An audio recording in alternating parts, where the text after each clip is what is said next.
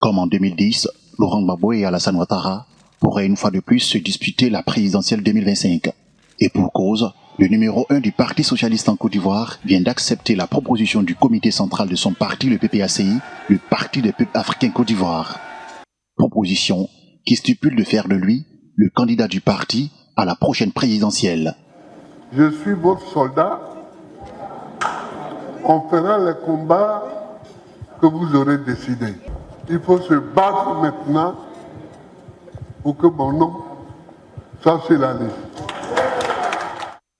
Ce choix intervient alors que Laurent Gbagbo a été radié de la liste électorale suite à sa condamnation à 20 ans de prison dans le cadre du procès pour le braquage de la BCEAO en 2011. Ce qui l'avait empêché de voter pendant les élections locales de septembre dernier dans son pays. Pour ce député, issu du parti au pouvoir, le RHDP, face à cette annonce, le candidat naturel du parti au pouvoir sera le président Alassane Ouattara.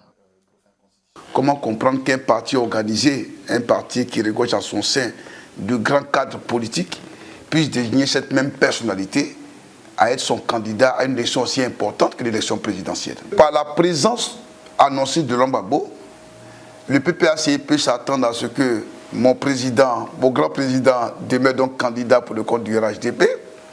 Et c'est une manière de soutenir donc le RHDP par ricochet le président Alassane Ouattara. Le choix du président Alassane Ouattara comme un plébiscite.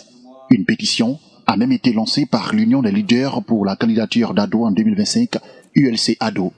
Pour ce mouvement, proche du parti au pouvoir, le mot d'ordre est clair. Faire signer une pétition à 4 millions d'Ivoiriens pour la candidature du président Alassane Ouattara.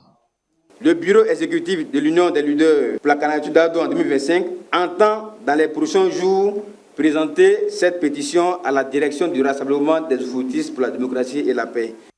Alors qu'un passage de relais à une autre génération animait le débat politique dans le pays, ce n'est peut-être pas l'épilogue d'une génération encore plébiscitée.